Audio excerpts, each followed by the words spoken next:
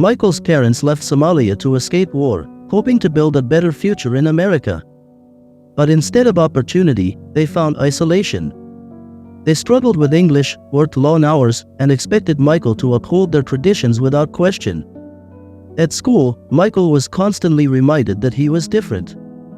Kids mocked his mother's hijab, laughed at his father's broken English, and called him terrorist. He wanted so badly to fit in, to be seen as just another American kid. But at home, his father's words were sharp and unwavering.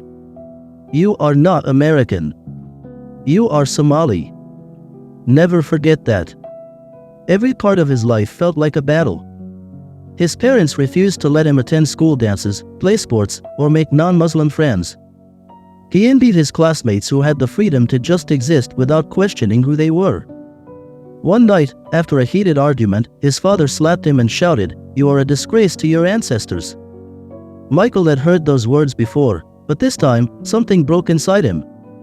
The weight of never being enough, never American enough, never Somali enough, was too much to bear.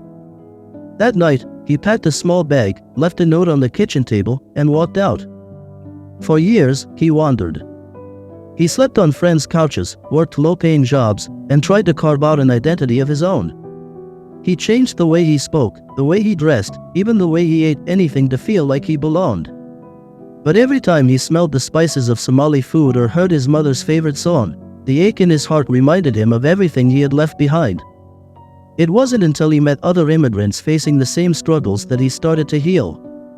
In their stories, he saw his own pain, his own longing. Slowly, he pieced himself back together, not as just Somali, not as just American, but as both. One evening, after years of silence, he stood outside his parents' home, hands trembling. He didn't know what would happen when they opened the door. But for the first time in his life, he wasn't running.